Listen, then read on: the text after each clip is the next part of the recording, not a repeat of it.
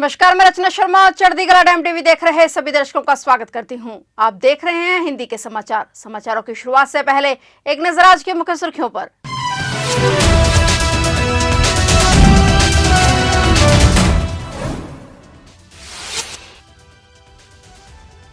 अमेरिकी इतिहास का सबसे कड़ा चुनाव। अमेरिका में नए राष्ट्रपति के लिए चुनाव आज। ओपिनियन पोल में हैरिस और ट्रंप के बीच कड़ा मुकाबला।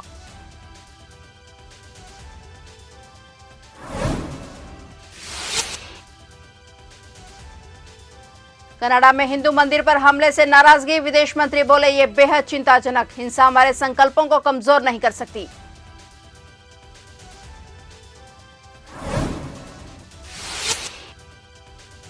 झारखंड के चुनावी रण में गरजे बीजेपी के दिग्गज। योगी, राजनाथ और शिवराज की चुनावी रण में हुंकार। 3 बड़े नेताओं ने जनसभाओं को किया संबोधित।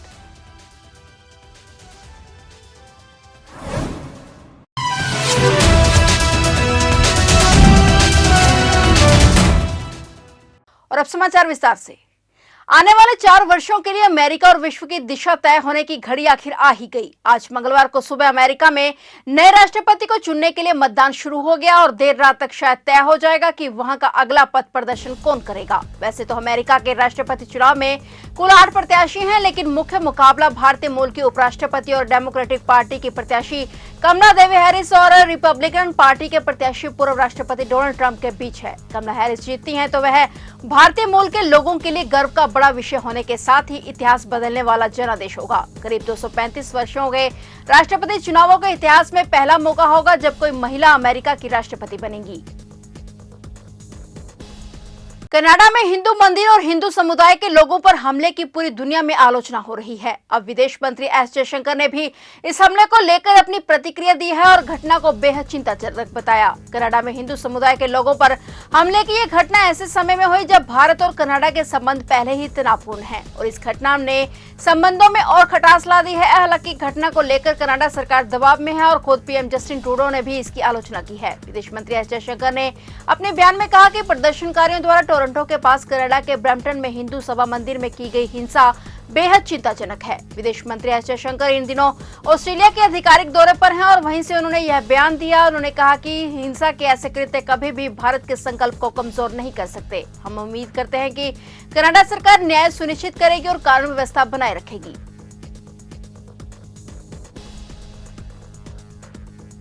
उत्तर प्रदेश के मुख्यमंत्री योगी आदित्यनाथ, रक्षा मंत्री राजनाथ सिंह और केंद्रीय कृषि मंत्री एवं झारखंड के चुनाव प्रभारी शिवराज सिंह चौहान ने आज 5 नवंबर को झारखंड के चुनावी रण में हुंकार भरी। तीनों दिग्गज नेता आज झारखंड में अलग अलग जगहों पर जनसभाओं को संबोधित करने पहुंचे। साथ ही एनडीए उम्मीदवारों के लिए जनता से वोट के लिए अपील की। उत्तर प्रदेश के मुख्यमंत्री योगी आदित्यनाथ ने कोडरमा, हजारीबाग, जमशेदपुर में जनसभा को संबोधित किया, जबकि केंद्रीय रक्षा मंत्री राजनाथ सिंह रांची जिले के रातू और लोहरदगा में जनसभा करने पहुंचे। इनके अलावा केंद्रीय कृषि मंत्री शिवराज सिंह चौहान ने जामताड़ा, दुमका और देवघर में चुनावी सभाओं को संबोधित किया। बता दें कि झारखंड में पहले चरण के चुनाव के लिए महज 8 दिन शेष बचे हैं और पहले चरण के चुनाव 43 विधानसभा क्षेत्रों के लिए 13 नवंबर को होंगे। ऐसे में चुनाव प्रचार के लिए झारखंड में स्टार प्रचारकों के आने का क्रम भी शुरू हो चुका है। वहीं इससे पहले अमित शाह और पीएम मोदी ने भी विशाल जनसभाओं को संबोधित किया।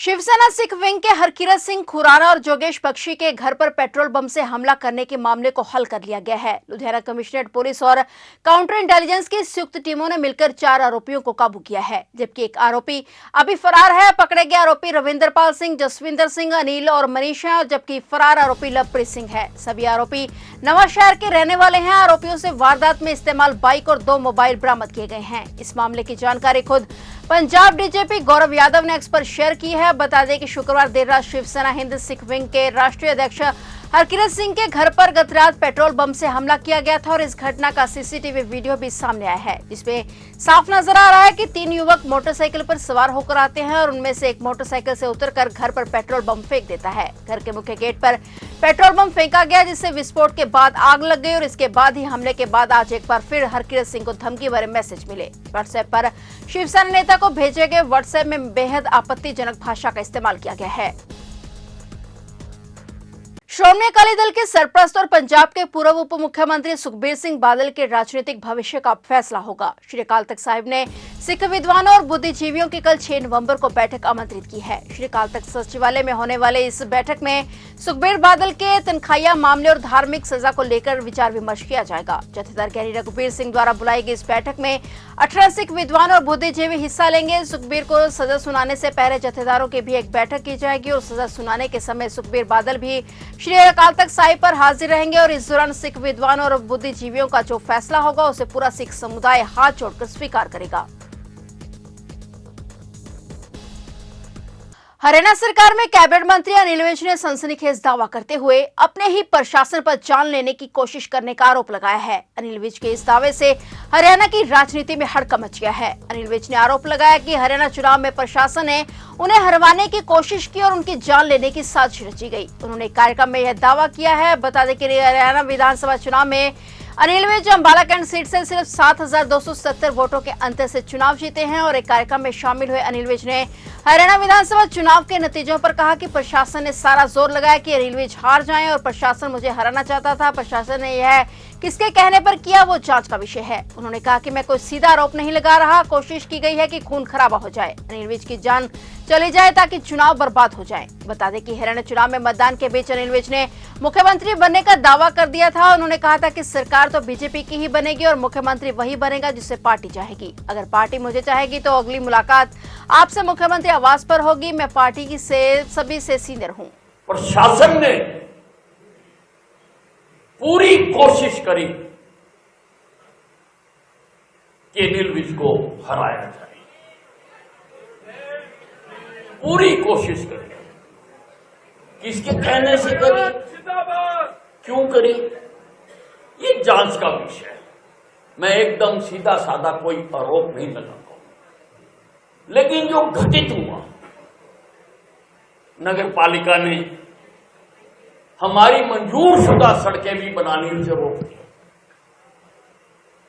मंजूर शुदा सड़कें, जो सड़कें मंजूर थी, जो अब शुरू हो गई। भाई अब तो कोई टेंडर नहीं हुआ, कैसे शुरू हो गई?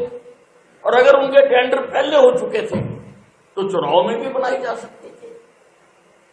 कहीं पर भी कोड ऑफ कंडक्ट इसको मना नहीं करता, लेकिन रोकी, सारे काम रोके गए। और यहां तक की बात सीमित नहीं है, मैं आपसे शेयर जरूर करूंगा। उन्होंने ये भी कोशिश करी कि इस चुनाव में कोई खून खराबा हो जाए, उसमें अनिल विज मर जाए या अनिल विज का कोई वर्कर मर जाए, ताकि इस चुनाव को प्रभावित किया जा सके, चुनाव को रोका जा सके। कांग्रेस सांसद राहुल गांधी आज रायबरेली पहुंचे, जहां उन्होंने शहीद चौक का उद्घाटन किया। लोकसभा चुनाव के बाद राहुल का अपने संसदीय क्षेत्र रायबरेली में तीसरा और यूपी का 5वां दौरा है। लोकसभा में विपक्ष के नेता राहुल गांधी ने इसके अलावा जिला अनुश्रवण और निगरानी समिति की बैठक भी बुलाई। इसके अलावा वे कई अन्य कार्यक्रमों में भी शामिल हुए। बॉलीवुड अभिनेता सलमान खान को एक बार फिर से जान से मारने की धमकी मिली है। लॉरेंस बिश्नोई गैंग के नाम से मुंबई ट्रैफिक पुलिस को एक धमकी भरा संदेश भेजा गया है। इसमें सलमान खान से मंदिर जाकर माफी मांगने और 5 करोड़ रुपए देने की मांग की गई है। सूत्रों के मुताबिक मुंबई पुलिस को सलमान के खिलाफ लॉरेंस बिश्नोई गिरोह से कथित तौर पर एक धमकी भरा संदेश मिला। धमकी में अभिनेता को 2 रास्ते बताए गए हैं, जिंदा रहने के लिए माफी मांग लो या फिर 5 करोड़ रुपए दे दो। यह सलमान को एक हफ्ते में मिली दूसरी धमकी है। पुलिस सूत्रों के माने तो मुंबई पुलिस के ट्रैफिक कंट्रोल रूम को बीती रात व्हाट्सएप पर गैंगस्टर लॉरेंस बिश्नोई के नाम से एक धमकी भरा संदेश मिला है। ट्रैफिक कंट्रोल रूम को भेजे गए इस संदेश में दावा किया गया है कि वे लॉरेंस बिश्नोई का भाई है और अगर सलमान खान जिंदा रहना चाहते हैं तो उन्हें हमारे मंदिर में जाकर माफी मांगनी होगी या फिर 5 करोड़ रुपए देने होंगे। अगर वैसा नहीं करते तो हम उन्हें मार देंगे। हमारा गिरोह अभी भी सक्रिय है। सूर्य की उपासना का पर्व छठ पर्व सोमवार को नहाय खाए के साथ प्रारंभ हो गया है। व्रतधारियों ने नहाय खाए के दिन देसी घी में बनी लौकी की सब्जी, दाल और चावल खाकर व्रत शुरू किया। वहीं आज मंगलवार को खरना है। इस दिन व्रतधारी गुड़ की खीर, पूड़ी व फल सिर्फ एक समय खाते हैं। और बता दें कि खरना का छठ पर्व के दौरान विशेष महत्व होता है। खरना कार्तिक मास की पंचमी के दिन नहाय खाए के बाद किया जाता है। इसे लोहंडा भी कहते हैं और खरना व्रत को रखने से पूरा व्रत की तैयारी है और शरीर को व्रत के लिए तैयार करने का एक उपाय है। इस दिन पूरे दिन व्रती निर्जल व्रत रखकर रात को छठी मैया के लिए घर में बनाए गए निश्चित स्थान या फिर पूजा घर में हवन कर खीर का प्रसाद ग्रहण करते हैं, जो कि गुड़ से बनी होती है। और खरना के बाद 36 घंटे तक व्रतधारी निर्जल छठी मैया की उपासना करता है। फिलहाल हिंदी के समाचारों में इतना ही, और नए समाचारों के साथ फिर से हाजिर होंगे। तब तक के लिए देखते रहिए चढ़ती कला टाइम टीवी और अब मुझे दीजिए इजाजत। धन्यवाद।